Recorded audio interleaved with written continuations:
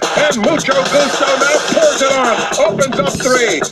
Mucho Gusto, impressive in victory, cruises home by 5 easy lengths. Another twist of fate, swings for home, opens up 4 lengths, a 5-length lead for another twist of fate, a 7-length lead as he comes to the 16th hole, and look at this, he is the real deal. Another twist of fate in a romp here in the El Camino Real Derby. It's War of Will from Country House, then Boyland, War of Will, Wild Phillip again, won the Whistle Star from Country House. It's War of Will coming down to the final furlong, staying on his Country House.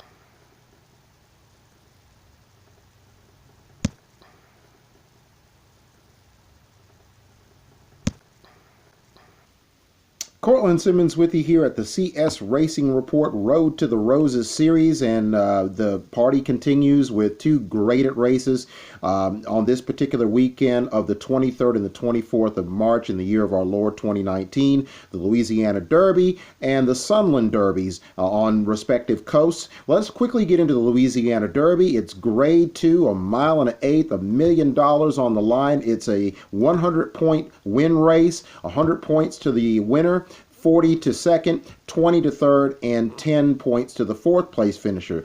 And the favorite going in is War of Will, trained by Mark Cassey, a son of Warfront, who we've been talking a lot about, particularly with the previous week with Omaha Beach beating 2-year-old champion game winner in Division 2 of the Rebel Stakes. He too is a son of Warfront, the internationally acclaimed sire, and we're going to talk a lot more about him along with his progeny in the upcoming podcast leading up to the Run for the Roses of 2019. But let's take a look at the post positions for the Grade 2 Louisiana Derby, $1 million.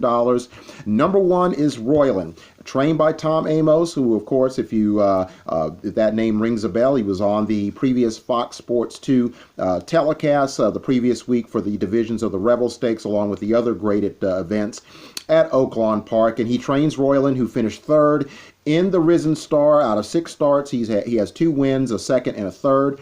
And he made a nice bid at the end of that race in which War Will finished 2nd in front of Country House, who's also in the field. And it'll be interesting to see if the added ground will be his benefit. Royland, 12 to 1 coming out of the post number 1. Lemniscate is the Kenny McPeak trainee. 3 starts, 1 win, 1 second. He was first at a mile and a 16th on the turf at Gulfstream Park on the 3rd of March. Kenny McPeak is using the transition from the grass to the dirt and used that race as his prep for the Louisiana Derby. He's been a horse that's been talked about. Keep in mind, McPeak also has Holy Bull winner Harvey Wallbanger and 2-year-old star Signal Man, who bombed in the Fountain of Youth. His next start will be in the Bluegrass Stakes. Harvey Wallbanger is slated to start next week in the Florida Derby. But Lemniscate is very, very interesting. He's 15 to 1. He may be a horse of value. People think he has a lot of promise. He'll be coming out of number 2. His highest equibase speed figure is 95 in comparison to Royland. He's a little bit faster, but again, he's making a surface switch, and he's also having to deal with added ground. Let's see if that's going to be beneficiary to him. Number 3 is Lemonite out of Steve Asmussen's barn. He's 20 to 1 in 5 starts. He has 1 win, 1 second, and 2 thirds. He was 5th in the Risen Star Stakes. Didn't run very badly there. If you look at the spread between finishers 1 through 5, there really isn't a tremendous discrepancy. So maybe the added distance is going to even up the score, and we're going to see if horses will back up and others will go forward. That's always the mystery when sending these horses a little bit further on the road to the Kentucky Derby. And we're going to certainly find out in this caper who's going to win out after the smoke clears in this particular event. But Lemonite comes out of the number 3 hole. Again, 5th in the Risen Star. Let's see if he can make some improvement. Swaino is a horse that's going to be taking in a lot of money. He is, of course, trained by Kent DeSormo's brother, Keith, and he is 8 to 1. He was 2nd in the Southwest Stakes. He was also 2nd previous to that in the Sham. He has a very consistent resume, 5 starts, 2 wins, 2 seconds, 1 third. He seems like a hard, consistent, honest runner. We're going to see if he's kind of the bravado, but maybe at a higher level of 2019. Just a horse who's going to give you an honest effort. He's been a little bit better than that, though. His equibase is 99. That's a very nice figure. figure. So that puts him in the hunt. And if he likes that attic ground, like a lot of people think that he does, and he can take advantage of the long fairground stretch, a stretch that Gary Stevens has always said, along with a lot of other riders and trainers, has some keys to it, that the length of that stretch being chief among them. So Sueno's at 8-1. He'll be coming out of the number 4 hole for trainer Keith DeSormo. Brett Calhoun has Be My Standards in here. He's 12-1. 93 is his biggest figure speed-wise. 4 starts, 1 win, 2 seconds, and 1/3. So he's been very consistent. He was first in an 8.5 furlong allowance at the fairgrounds by 4.5 lengths. So he is a horse that looks like he would appreciate the added ground. But again, that's the mystery caper going on. We'll see what he does. He's 12-1. Some people are going to definitely put some money on him. Brett Calhoun, of course, recently just eclipsed the 3,000 win mark, and we, of course, are very, very happy for him. And it looks like he's trying to grind his way into the Derby picture with Be My Standards at 12-1. The favorite, War of Will, is coming out of number 6. He's 6-5 on the morning line. In 7 starts, he has 3 wins, 1 second, and 1/3. A very credible fourth in another graded stakes race, and I believe that was at Keeneland when he ran in the Bourbon Stakes, I believe it was, on the turf prior to the Breeders' Cup, and that was a great effort, and that was a blanket finish, and he ran very well in that race. He since has been a sensation running on the dirt, which of course fits right in with his sire Warfront, who was a very, very accomplished, top-notch sprinter. And so even though Warfront has had a tremendous career in producing stars on the turf, particularly in Europe, it should be no surprise that his horses, when switched on surfaces, have proven to be effective. Omaha Beach being one, and of course War Will, who's been much talked about, being another. The one thing that people are thinking is a caveat: he came out of the 14 hole, showed really nice technical talent in being able to overcome that wide post in the Risen Star. Now he gets an inside post, and again, there is some speed in here, and there's always the possibility and the nightmare of being boxed in on the first turn, in which he may lose some ground or have to be taken up. But ideally, though, 6 is probably a pretty good post for him, and if he gets out of the gate the way he's supposed to, accordingly, then War of Will is going to be able to show once again whether he is going to be a primetime Derby contender in his bid to sweep all 3 major Kentucky Derby preps at the fairgrounds. He won the Lecomte, he's won the Risen Star. Now, of course, he's going to try to hit the trifecta by winning the Louisiana Derby. He's 6-5 for trainer Mark Cassey, and his biggest speed figure is 107. So he's obviously got the top figure. Somebody's going to have to basically step up to that level, and or War of Will is not going to relish the added distance. That's going to be the hope of the opposition. We shall see. War of Will coming out of the number 6. Number 7, another Brett Calhoun trainee, is Mr. Money, a proven commodity as a 2-year-old. In 5 starts, he has 1 win and 2/3. He was 7th in the Risen Star, so he was a disappointment there. He had some trouble in the race, and even if one would conjecture that that's not literally the case, he gets his opportunity to redeem himself in here at 1.125 miles. Again, he's at 20-1. So those who like Brett Calhoun's stock are going to certainly, wager a little bit here and invest in him.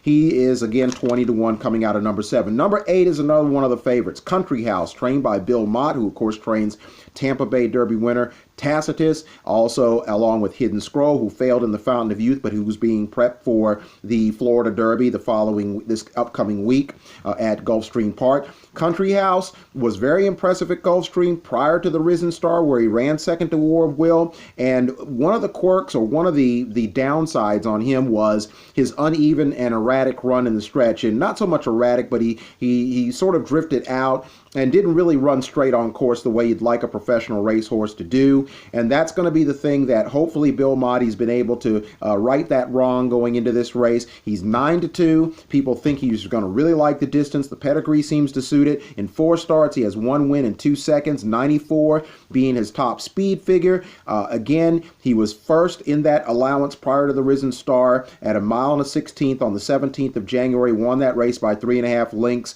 and was very impressive in that, and has since, as I said, aforementioned, was very good in the Risen Star, and if he can just smooth out his ability to run on a straight line in a professional manner, that is going to help his cause if he relishes the distance the way many people think that he does. He's certainly going to get a lot of play there for trainer Bill Mott. Country House coming out of number 8 at 9-2. Number 9 is a Steve Asmussen trainee, another one by the name of Bankit. He was also ran in the Southwest in Arkansas in that race won by Super Steed, a race in which Swano finished second, and Rebel Division I winner Long Range Toddy, with all the trouble that he had, was third in.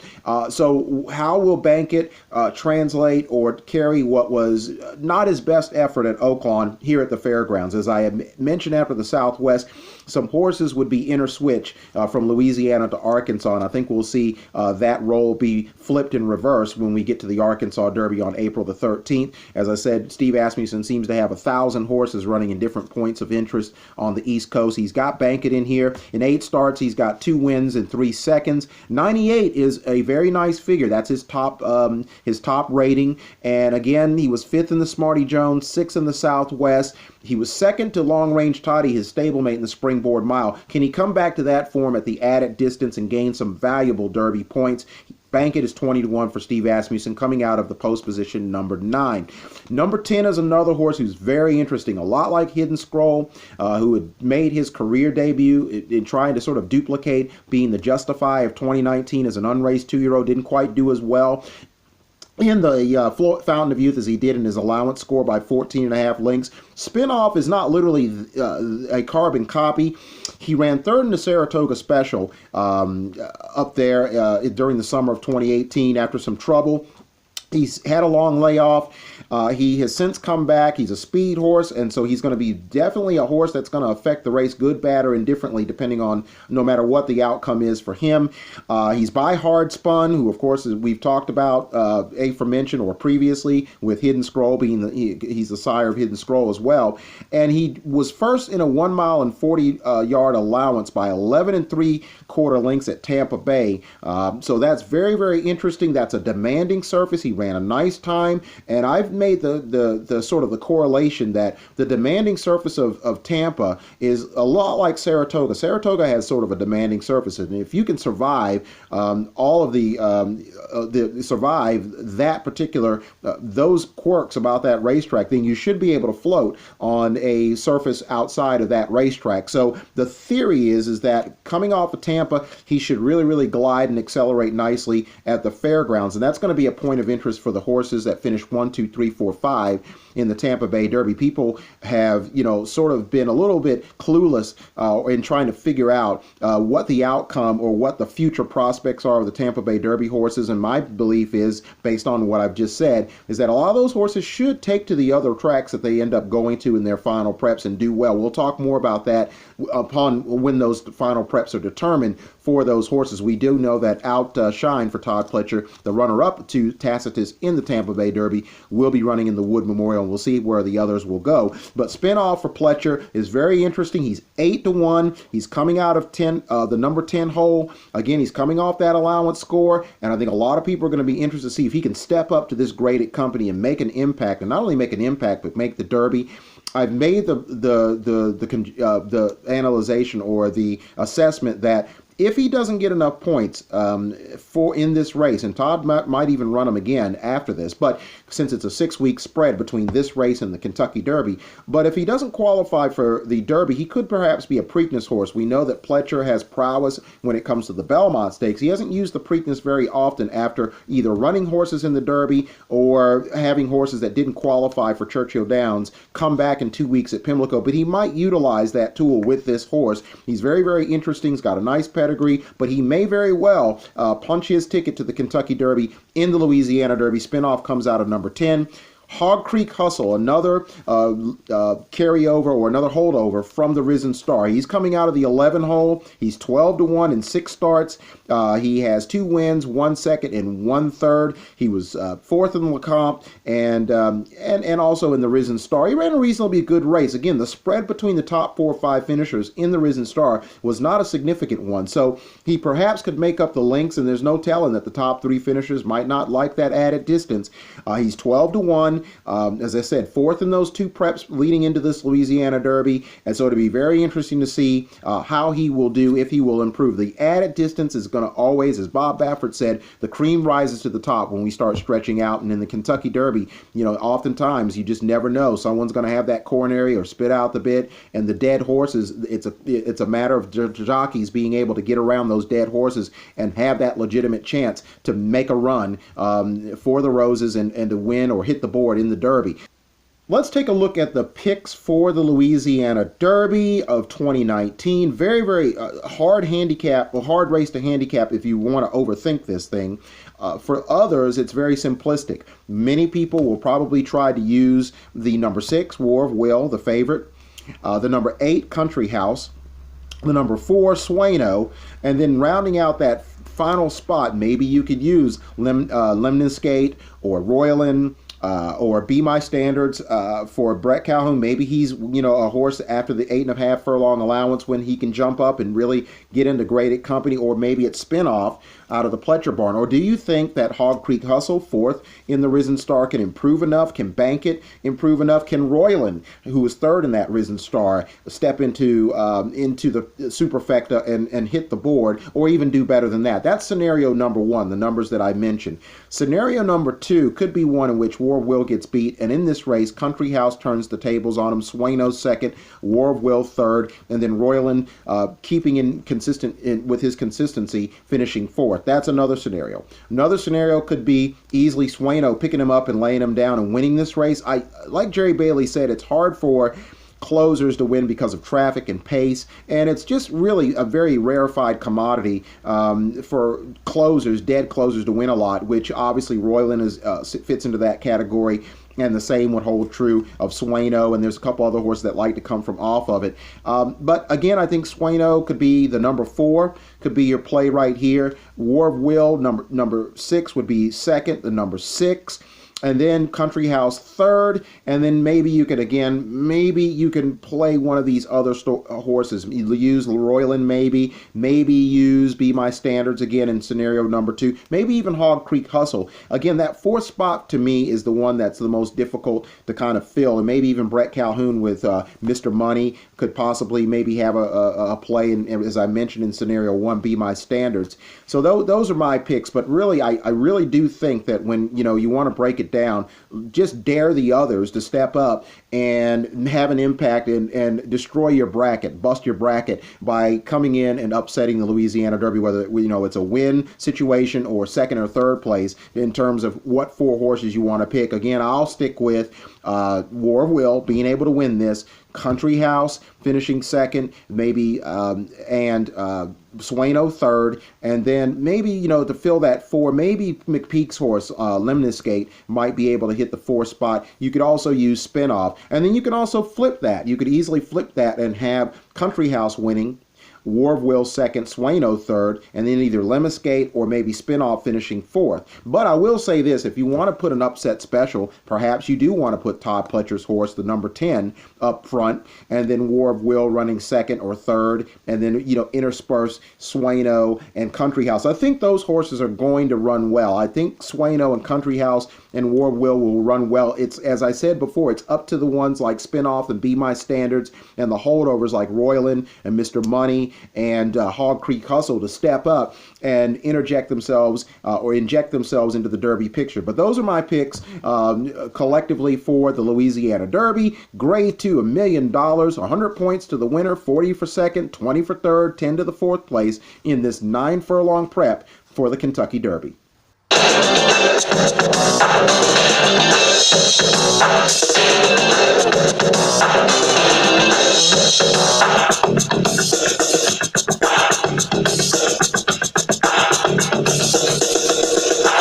It's War of Will coming down to the final furlong, staying on his Country House.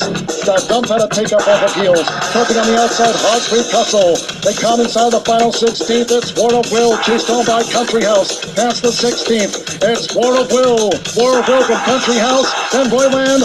War of Will. Vows one of them again. Won the Risen Star from Country House.